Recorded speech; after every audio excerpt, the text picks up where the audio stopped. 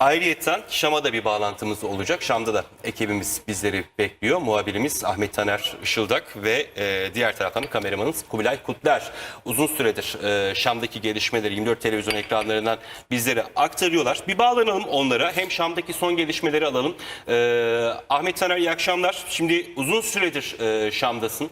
Uzun süredir oradaki gelişmeleri bize aktarıyorsun. Öncelikle bugün içerisinde neler yaşandı? Oradaki durum nedir? Son gelişmeler nedir? Senden onu alalım. Mustafa Daş'tan teşekkür ediyorum. Şam'dan sevgi ve özlem iletiyorum sizlere. Şam'da bugün açıkçası önemli olan olaylardan bir tanesi şuydu. Kızılay Başkanlığı'nda, Fatma Meriç Yılmaz Başkanlığı'ndaki bir ekip buraya Suriye Kızılay'ı ile birlikte işbirliği imzaladılar. Suriye'de artık kalıcı bir Türk Kızılay delegasyonu bulunacak. Yardıma muhtaç insanlara yardım sağlanacak. Bununla birlikte sizin de ilk başta söylediğiniz gibi Barbara Leaf, Amerika Dışişleri yetkililerinden bir tanesi olan Barbara Leaf, Ahmet Eşşara, Namidar Jolani ile burada görüştü ve bunun ardından Jolani'nin başındaki ödül kalktı. Barbara Leaf bunu şu şekilde açıklamıştı. Görüştüğüm birisinin terörle anılması ya da bu şekilde başında ödül olması anlamsız ifadesini kullanmıştı. Şam'da her zaman bir gelişme oluyor. Şam'da muhakkak gelişmeler oluyor ama bugün için en önemli iki gündem maddesinden bir tanesi bunlardı. Şimdi yaklaşık 2 haftadır Şam'dasın Ahmet. Arkanda artık kentte yaşamın tamamen normale döndüğünü görüyoruz aslına bakarsan. Senin oradaki izlenimlerin nelerdir?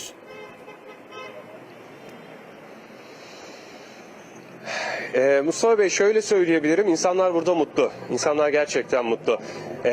Esed zulmü inanılmaz yıpratmış buradaki insanları. İnanılmaz baskılardalar. Esed'in gitmesinden dolayı mutlular. Hani dışarı çıkıyorlar, kutlama yapıyorlar. Önceden dışarı çıkamayan insanlar şimdi yüzlerinde bir gülümsemeyle alışveriş yapmaya gidiyorlar, yemek yemeye gidiyorlar, sosyalleşebiliyorlar. Her türlü özgürlüğü şu an yaşayabiliyorlar burada. Bazı sıkıntılar var. Bunlardan bir tanesi de tabii ki enflasyon. Buradaki enflasyon, yönetim belirsizliğinden kaynaklanan bir enflasyon var burada. Ama şunu da ileteyim ben size. Burada rüşvet artık çok alışılagelmiş bir durum olmuş. Yani herkes rüşvet alıyordu Esed zamanında.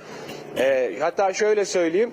Halep'ten gelen bir tüccar Şam'a mal sokabilmek için, Şam'a ürünü sokabilmek için yetkililere inanılmaz derecede rüşvet sokuyordu ve bu yüzden Şam pazarındaki fiyatlar inanılmaz derecede uçuyordu. İnsanlar bundan şikayetçiydi. Onun haricinde elektrikler çok sık kesiliyor burada. Elektrikler saat başında bir kesiliyor ama kalıcı olmuyor. Bir 5 dakika, belki 3 dakika elektrikler kesiliyor. Aynı zamanda şu da var, insanlarda endişe var. Yani insanlar endişeli biraz. O yönetim belirsizliği demiştik ya, şu anki geçici hükümet. Çünkü burada farklı kesimlerden çok sayıda insan yaşıyor. Hani farklı mezheplerden, farklı ırklardan insanlar yaşıyor ve o insanlar Esed'in zulmünü görmüş. Hepsi, bizim mikrofon uzattığımız insanların çoğu şunu söylüyor. Acaba hani yeni yönetimle birlikte biz bu sıkıntıları yaşayacak mıyız diye soru soruyorlar ama biz en azından muhabir olarak yapılan açıklamalarda doğrultusunda bunun çok öngörmüyoruz. Çünkü Türkiye'de Recep Tayyip Erdoğan, Cumhurbaşkanımız da bunu iletmişti. Hani Suriye'nin demokratik bir yapıya dönüşmesini bekliyoruz demişti. Hakeza Ahmet Eşşara da bununla alakalı demokratikleşme mesajları da veriyordu Barbara Leaf'le görüşmesinde. Ama şöyle bir unsur var. Mesela üniversite okuyan öğrencilere biz mikrofonu uzattık burada. Şam Üniversitesi'nden öğrencilere. Özellikle hukuk fakültesini seçtik. Çünkü Esed zamanında biliyorsunuz diktatörlük vardı. Bir hukuktan bahsedilemiyordu. Hukuk öğrencileri şunu söylüyor. Biz diyor Esed zamanındayken hukuk okuduğumuz için utanıyorduk diyor. Çünkü insanlar onlara şu gözle bakıyor. Asla adil bir yargılama yapmayacaksınız. Sürekli rüşvet alacaksınız. Bundan dolayı mesleklerini yapmaktan, okudukları bölümden utanç duyuyorlardı. Ama şu an diyorlar, göğsümüzü gere gere üniversitemizi okuyoruz ve hukuk temelli bir ülke inşa etmek için elimizden gelen ne varsa bunun sonuna kadar kullanacağız diyorlar. Aynı zamanda şunu da ifade edelim. Acı var demiştik. İnsanlar ellerinde yakınlarının fotoğrafıyla burada saatlerce geziyorlar. Telgraf anıtı var burada. Sultan II. Abdülhamit'in yaptırdığı bir telgraf anıtı burası. İnsanlar o anıtın etrafında, o anıtın tam altına yakınlarının fotoğraflarını asıyorlar. Orada belki binlerce fotoğraf var. Biz oradaki acı tabloyu gördük. Yani insanların o kaygılı bakışları, hala ama umut dolu bakışları da vardı. Bir umut arıyorlardı ki biliyorsunuz Sedney hapishanesinde kaybolanların çoğu Sedney hapishanesine götürülmüştü. Bununla alakalı olarak geçici hükümet bizden yardım talep etmişti. Türkiye Devleti'nden Büyükelçiliğimiz aracılığıyla. Ardından AFAD gelmiş ve orada arama çalışmalarını başlatmıştı. Bir diğer noktaya daha değinmek istiyorum müsaadeniz olursa. Burada Türk Büyükelçiliği açıldı aradan geçen 13 yılın ardından. Burada biz Türklerle de konuştuk Mustafa Daş'tan. Çok sayıda Türk yaşıyor burada ve hepsi şunu söyledi. Esed devrildikten sonra biz kendimizi özgür hissetmedik. O büyükelçilikte Türk bayrağı dalgalandığında biz o zaman kendimizi özgür hissettik dediler. Yani bu inanılmaz bir duygu. Gerçekten inanılmaz bir duygu. Türkiye'ye karşı inanılmaz bir sevgi var. İnsanlar bizi gördüğü zaman hep bir minnet dolu bakışla yapıyorlar. Diyorlar ki siz bize çok yardımcı oldunuz. Siz bizim elimizden çok tuttunuz. Yani hatta şunu da söyleyeyim. Kızılay Başkanı bugün gelmişti. Ve kendisi şu ifadeyi kullanmıştı bize mikrofon uzattığımızda. Türk beklenendir demişti. Gerçekten Türk beklenendir. Burada da bekleniyor. Her yerde beklenecek diye düşünüyorum. Bunun izlenimlerim açıkçası şu an için bunlar Mustafa Daş'ta. Sizin sormak istediğiniz bir soru var mı hocam? Şeyi soralım. Bazı medya kuruluşları Suriye'de bir takım değişik çevrelerin yeni yönetime itiraz ettikleri ve protesto eylemleri yaptıkları haberleri veriyorlar da ya da yayıyorlar. Böyle bir şeyle karşılaşmış mı arkadaşımız acaba? Ahmet, oradaki bazı muhalif kesimlerin yeni Efendim? yönetimle alakalı eleştirileri var mı? Star Gazetesi yazarımız Sayın Resul Tosun soruyor. Ben de küçük bir şey sorayım ya. Resul Bey, şunu Bazı dini söyleyebilirim ki, grupların eylem benim yaptığı gözlemlediğim söz konusu kadarıyla mu? Böyle bir şey söz konusu değil. Hatta farklı eylemler burada herhangi bir protesto gösterisi düzenlenmiyorlar. Hatta Heyet Tahrir Şam buradaki geçici hükümetle birlikte sürekli biz Suriye telefonu kullanıyoruz burada şu an Suriye hattı kullanıyoruz ve her gün telefonumuza mesaj geliyor. Özgürlük Festivali'ne sizi bekliyoruz.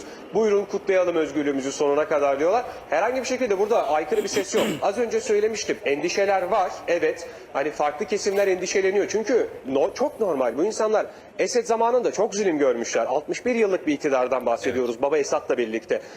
İster istemez yeni gelen yönetimle birlikte hem bir kurtarıcı olarak görüyorlar ama aynı zamanda hani şey düşüncesi var. Acaba biz hani zorluk yaşar mıyız? Ama bir protestodur, bir karşıt görüş olmadı. Bunlar söz konusu değil burada Resul Bey. Sen mesela hafta içerisinde orada gayrimüslimlerin yer aldığı mahalle ile Türk mahallesi arasında da sürekli olarak haber çalışması yaptın. Mesela gayrimüslimlerin yer aldığı Suriye'deki o mahallede nasıl bir izlenim vardı?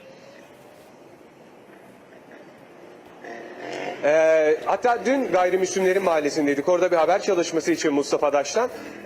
Hani eğer burada farklı görüşlere bir itiraz olsaydı gayrimüslim mahallesi şu an Noel'i kutluyor. Hani Noel ağaçları ile birlikte çok büyük devasa heykeller dikmişler. Noel ağacı süslemişler. Kendilerince eğleniyorlar, gülüyorlar, bayramlarını coşkuyla kutluyorlar. Onlar bu konuda bir sıkıntı yaşamıyor. Hatta dün bir tane gayrimüslim hanımefendiye biz konuşmuştuk. Kendisi şunu söylemişti. Ben ilk defa böyle şeyler yaşıyorum. Özgürce, tedirgin olmadan yaşıyorum demişti. Ya burada aslında zulüm gören Müslümanlardı. Müslümanlardı burada zulüm gören. Biz bir tane Müslüman mahallesine gittik. İnanın Esed'in bu yaptığı haksızlıklara seslerini yükselttikleri için arka arkası boyunca 3 tane mahalleyi yerle bir etmiş, dümdüz etmiş. O yüzden burada gayrimüslimlerden ya da başka kesimlerden herhangi bir sıkıntısı olan benim izlemlerim açısından herhangi bir şekilde bulunmuyor.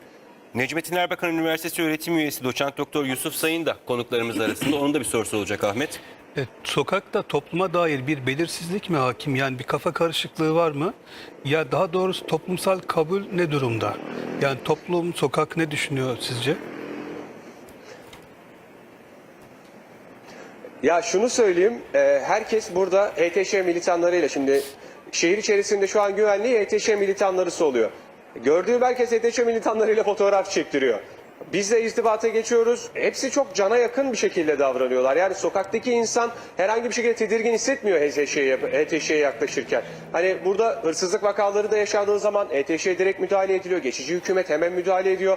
İnsanların bu konu kapsamında bir sıkıntı yaşadığını ben söyleyemem size. Çünkü dediğim gibi şu an özgürlüğün tadını çıkarıyorlar. Özgür olmanın uzun zamandır böyle bir şey hissetmemiş bu insanlar. Şimdi onları kurtarıcı olarak tabii ki görüyorlar. Çünkü bu zulmü bitirmiş bu insanlar. bu kadar 61 yıllık bir iktidarı, bir diktatörlüğü devirmişler. Kurtarıcı olarak görüyorlar. Hatta bir görüntü vardı. Emevi Camii'nde 2. Cuma namazı kılındı geçtiğimiz gün. Orada bir askerin silahının içerisine gül yerleştirdiğini gördük biz. Bu çok hoş bir görüntü. Herkes geldi, fotoğraf çektirdi.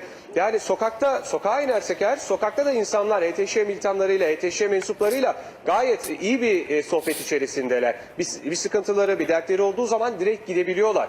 Bu konuda da ben bir sıkıntı görmedim. Şunu da söylemem lazım. Şimdi sokağın içerisinde, şehrin içinde HTŞ mensupları askeri kıyafetlerle geziyorlar. Çünkü biliyorsunuz daha yeni alındı sayılır Şam.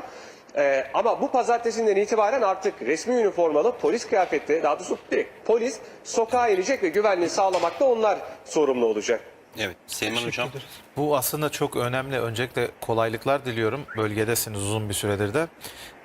Bu askeri geçiş, grupların düzenli orduya geçişi veyahut şehir içerisindeki polis birliğinin kurulması gibi meselelere dair kesin bir yol haritası hükümet tarafından sizlere, basın mensuplarına bildirilmiş bir zaman çizelgesi var mı? Ya da pazartesi yine bitilmesi beklenen özellikle YPG, PKK terör unsurlarıyla bir ateşkes meselesi vardı. Ondan sonra ülkenin toprak bütünlüğünün sağlanması için bir operasyon düzenleyecekti muhalifler. Bunun bitmesi mi bekleniyor acaba düzenli ordu için?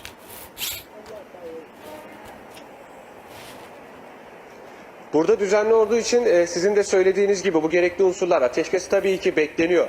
Bu pazartesi olacak olan olay burada gerçekten büyük bir olay. Çünkü düzensizlik var tabii ki. Bu düzensiz ordunun bir belirli sistematiği var.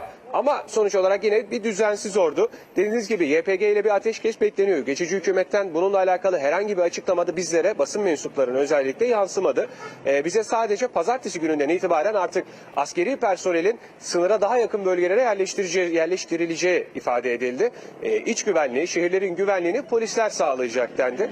Ama şunu da ifade edelim. YPG ile alakalı bununla ilgili birçok politikacıdan açıklamalar da var. Bu Barbara Leaf de bunu söylemişti. Hakeza Amerika Birleşik Devletleri'nin eski Ankara Büyükelçisi, ismine hemen bakıyorum, James Jeffrey de bunu söyledi. YPG devlet içinde devlet olarak kalamaz. Bu Ankara için kritik bir unsur demişti. Bu aynı zamanda Colani için de çok kritik bir mevzu. Bununla ilgili zaten açıklamaları olmuştu. Bir ateşkes açıklaması olmuştu. Daha sonrasında başka şeyleri de oldu ama asıl önemli unsur sizin de ifade ettiğiniz gibi düzenli bir ordu için, düzenli bir birlik için öncelikle bu şartların, bu durumların halledilmesi gerekiyor. Ama geçici hükümet şu an bunu ne kadar yapabilir, ne olabilir? Bunun hakkında çok bir bilgimiz yok. Bizim varsayımımız şu yönde: Mart 2025'te burada genel seçimler olacak. Genel seçimlerden sonra sağlanması da sağlanacağı da ifade ediliyor burada. Ahmet Taner, çok teşekkür ederiz. Muhabirimiz Ahmet Taner Işıldak ve kameramanımız Kubilay Kutler Şam'dan aktardılar. Kolaylıklar diliyorum sizlere. Eğer ki son dakika bir gelişme olursa yine yayın içerisinde kameralarımızı Şam'a çevireceğiz. Şimdi HTŞ'nin Suriye'nin yeni yönetiminin özellikle önümüzdeki süre zarfı içerisinde yapması gereken daha bir sürü şey var. Mesela hafta içerisinde biz Ahmet'le telefonda konuşurken şöyle bir bilgi aktarmıştı Ahmet. Bürokraside Esed döneminden kalan ve o zaman da mesela işte Esed'in çeşitli torpilleriyle beraber bürokraside yükselen isimlerin şimdi üzerine gidiliyor. Yani onlar yavaş yavaş artık bürokrasiden biraz daha ele tek çektirilecek önümüzdeki süreçte, ama daha bir sürü şey var. İşte polis devleti kurulacak orada, polis sistemi kurulacak, düzenli ordu gerçekleştirilecek.